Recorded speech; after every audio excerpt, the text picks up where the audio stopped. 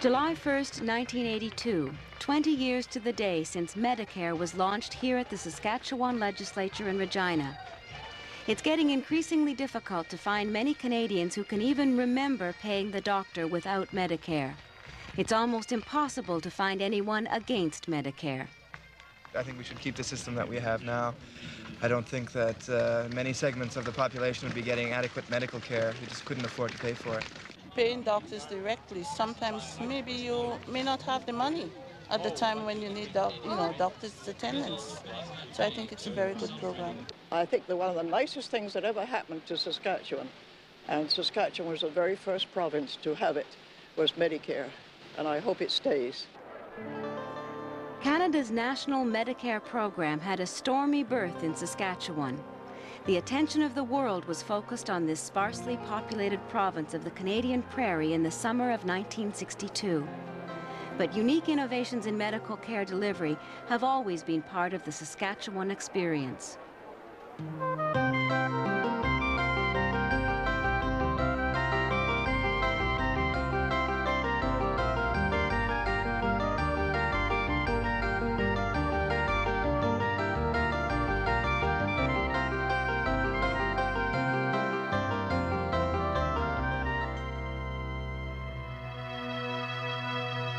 Since its formation as a province in 1905, Saskatchewan has welcomed wave upon wave of immigrants lured to the last frontier by energetic colonization campaigns.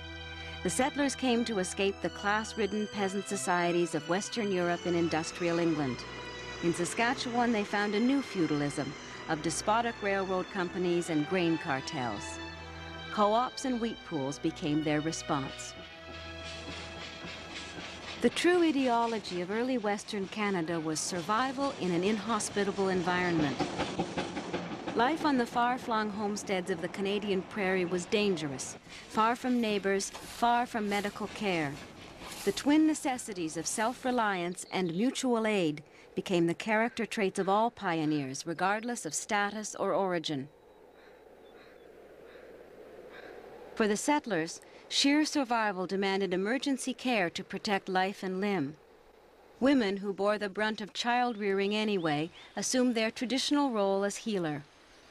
Throughout the history of Saskatchewan, the people worked out techniques to provide themselves with health care when governments are incapable or unwilling to do so.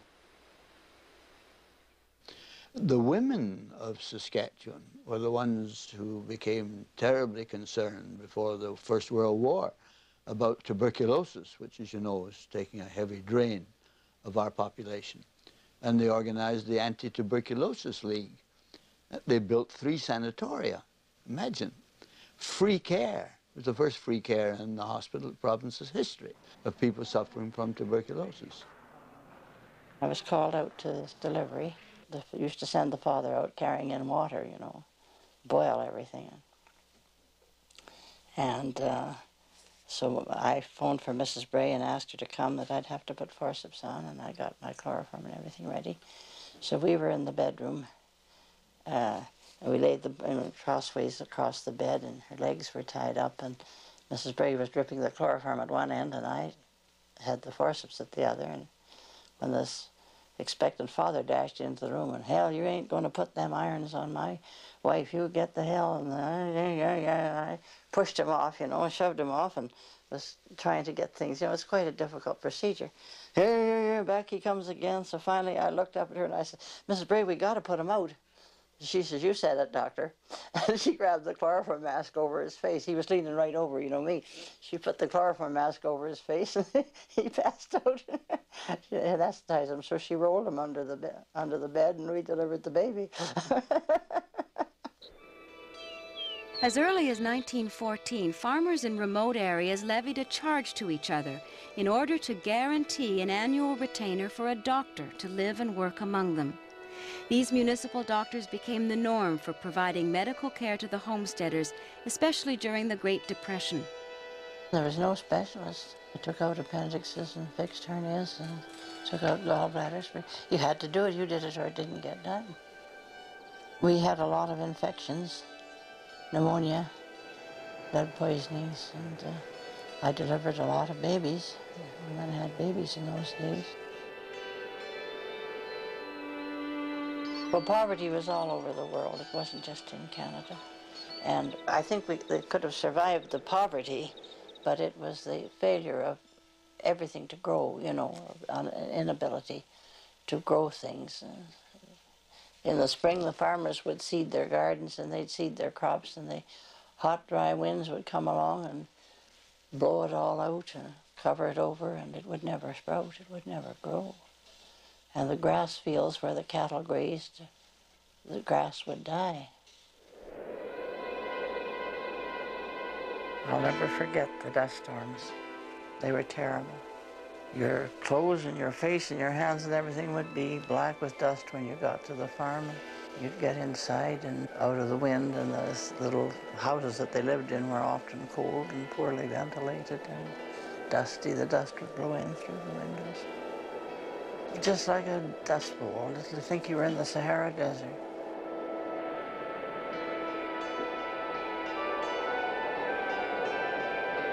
We lived an awful lot on what the farmers brought us when I came here, but at Marquis, the farmers didn't have anything to bring. You know, they couldn't grow anything there themselves.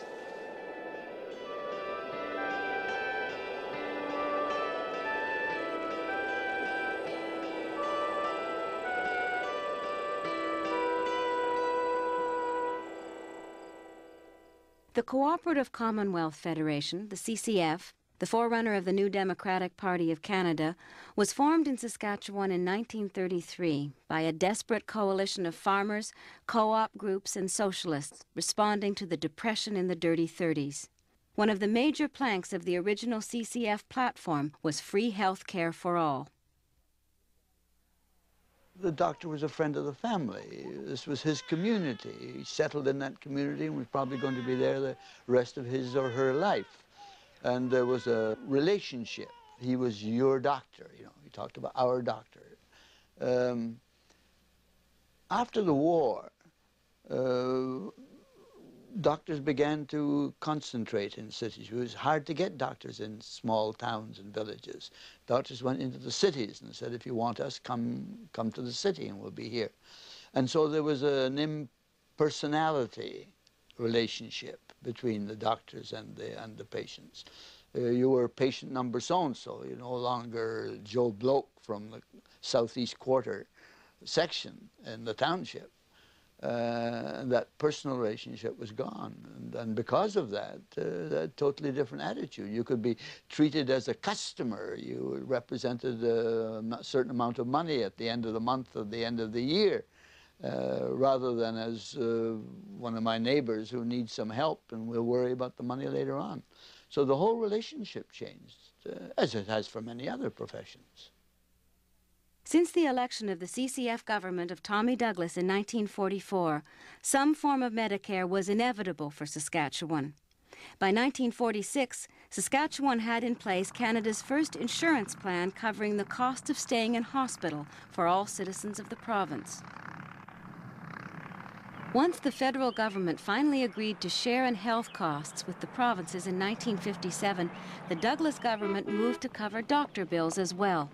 They went to the people for a mandate in what became known as the Medicare election of 1960. I think that medical care is so important that it ought not to have a price tag on it. I think that we have come to the place where medical care, like education, ought to be available to every citizen, irrespective of their financial state. The 1960 election pitted the government's Medicare idealism against the medical establishment's fear that state medicine in Saskatchewan would be a beachhead for the rest of North America. The government won a strong majority. Thinking the issue had been settled, they set to work to organize the Medicare program so long in the planning. But what was the norm in over 40 other countries of the developed world was viewed with suspicion and alarm by the medical profession in the Cold War atmosphere of the time. Even Saskatchewan's own doctors, many of whom had been on relief with their patients during the Depression, changed their minds about the value of government's role in health care, once the post-war economic boom restored their financial security.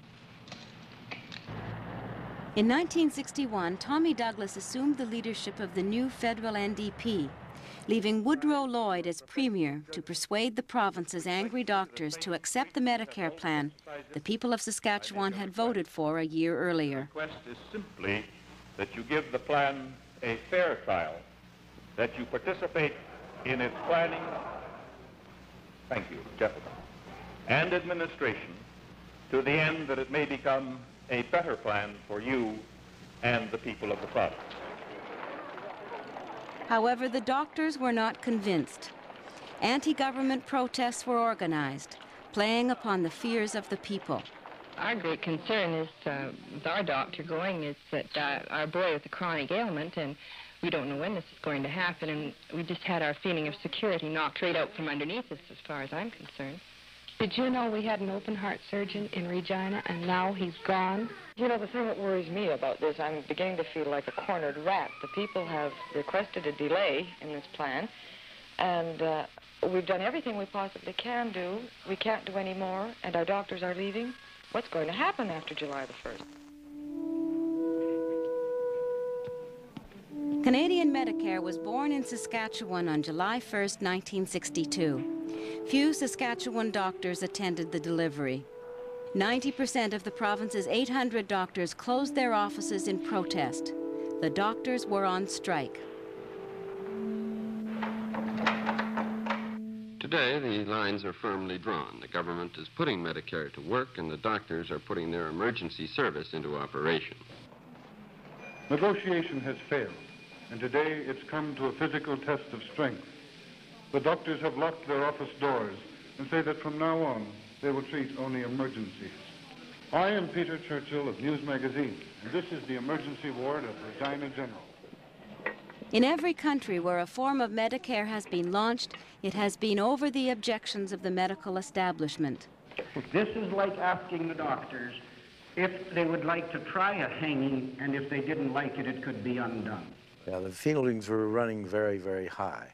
And after all of us felt that our livelihood was at stake, and our motive, our lifestyle was at stake, and we weren't sure whether we were going to be able to continue to practice in Saskatchewan, because according to the legislature, we either have to practice under their scheme or get out. So obviously our feelings were running very high. The population at large, their feelings began to run high as some of the doctors packed up and left, and others were threatening to leave, and they became very concerned that when the smoke of battle had cleared, that we would be left with very few doctors in Saskatchewan, and they'd be losing their own doctors.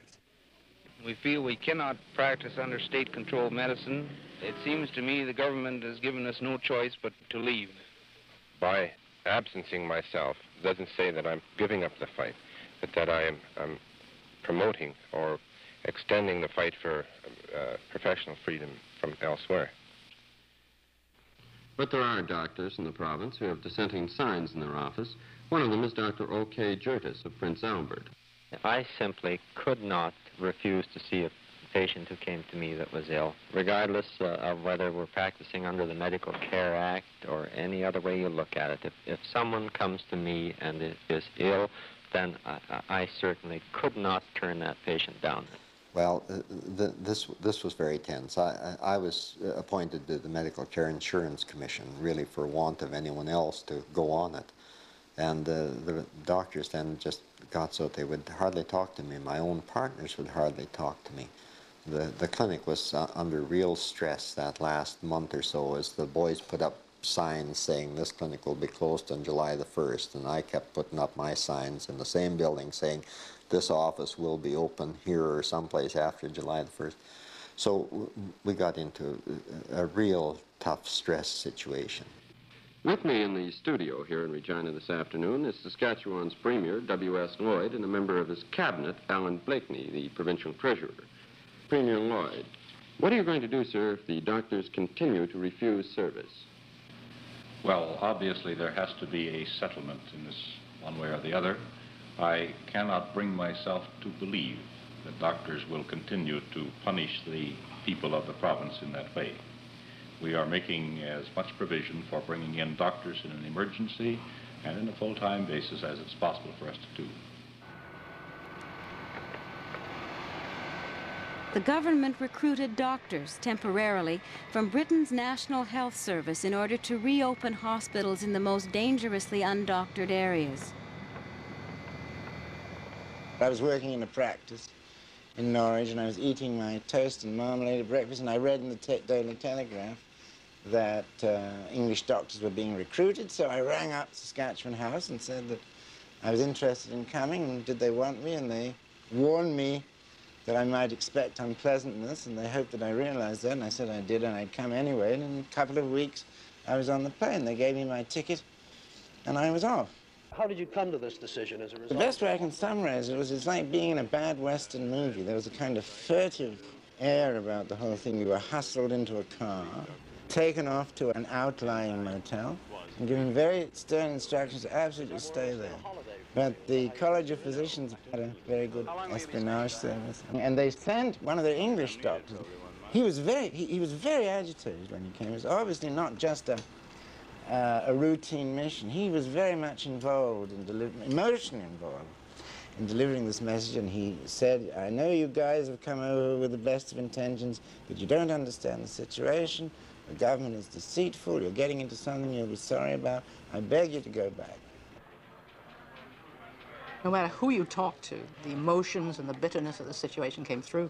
I was invited to this party in a doctor's home, and the whole evening had been spent talking about nothing else, because you didn't, that whole 3.5 weeks, you didn't talk to anybody about anything else.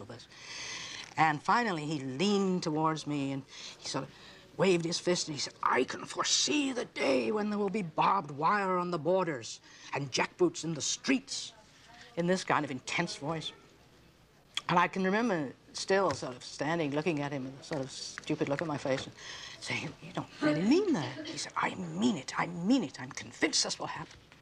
And he did. Only a few days ago, in this very city, a woman tells me her doctor, whom I could name, told her, you know, you'll just be a number after the plan starts. And I won't be able to keep your secrets. I'll have to pass all the secrets you tell me on to the government.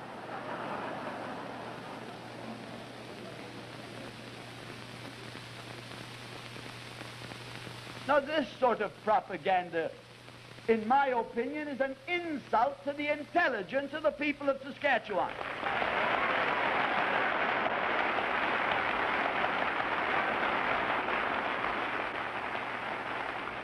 There are 900,000 people in Saskatchewan, and they're also involved.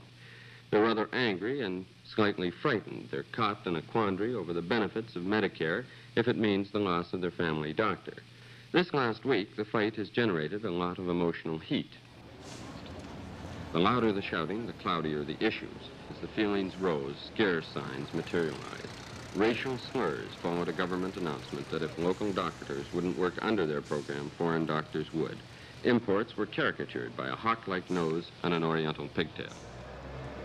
While the government was officially in a dispute with the medical profession, the doctors' battle was being waged by the Keep Our Doctors movement.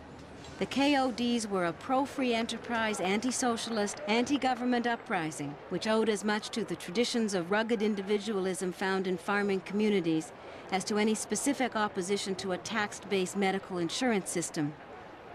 Covertly guided by the Saskatchewan College of Physicians and Surgeons and openly encouraged by opposition political parties, the KODs waged a fierce campaign characterized by extreme rhetoric. This is the Regina Crusade. We are not here to cause difficulty or violence. We are here to express our inalienable democratic rights.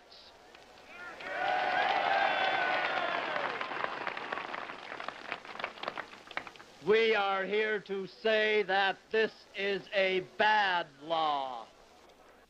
There was an advertisement in the paper, names of the local members. Instructions were that if you disagreed with Medicare, you should phone these people. In the background of the call, there would be somebody gasping for breath, and the person on the phone would be saying, that's my child, and my child's going to die. And there'd be the most horrible noises, screaming and gasping for breath. Finally, we decided there was something wrong with these calls, and we had them checked out, and the calls were coming from a room in the local hotel. Obviously, it was a put-up job. The other kind of telephone call was when you received a call from an elderly person who had worked all his life, who would say quietly, "Stay with it. We should have Medicare. We should have had it 20 years ago. They've had it in other parts of the world, and it's successful. Don't back down an inch."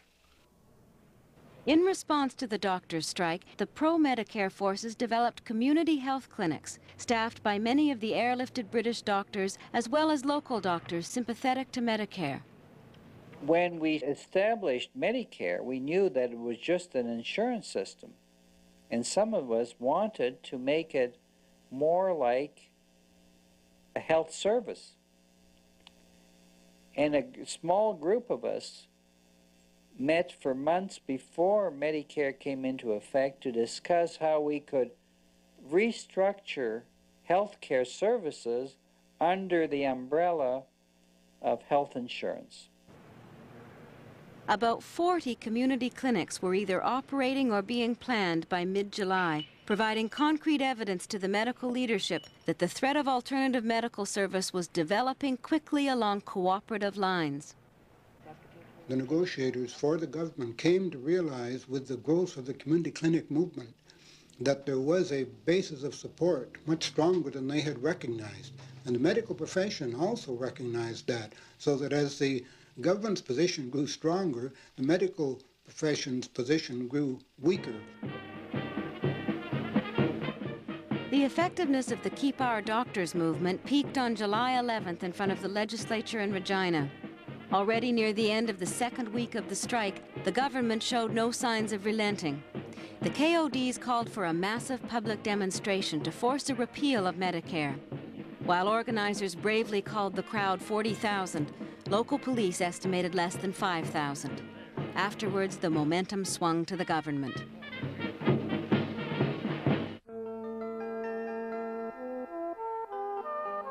Perhaps fittingly, it took yet another British doctor to find the right prescription to finally end the dispute. Lord Stephen Taylor, a distinguished physician, is credited as one of the thinkers behind the British National Health Service. He came to Saskatchewan at Premier Lloyd's request and, inserting himself between the antagonists, managed to effect a settlement. A few minutes ago, an agreement was signed between the government of Saskatchewan and the College of Physicians and Surgeons. It is written in very simple English so that every doctor and every citizen of the province can understand what it says. On the signing of this agreement, the college will ask those of its members who have withdrawn their services to resume forthwith the normal practice of medicine. The medical profession won some major concessions in the Saskatoon agreement.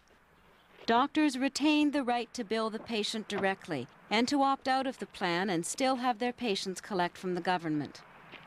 At the profession's insistence, the community clinics, which were popularizing the notion of a salaried medical service, were effectively crippled by the Saskatoon agreement. Astonished and fearful at the hate unleashed within communities and families during the 23 days of the strike, the government was happy to have any agreement at all, as long as Medicare proceeded. Well, I'm very happy about it, as I'm sure everyone is, and people that have families especially, I think, are very happy about it because it's rather frightening to think that you can't get a doctor if something's wrong with your children. Well, I'll tell you, I'm from Manitoba, and when I heard it was settled, I felt real good for the people of Saskatchewan. Well, personally, I'm not too happy about it. I'm rather disappointed in the doctors.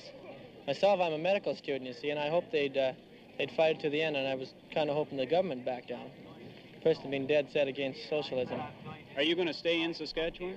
After I graduate, I intend to get out as fast as I can.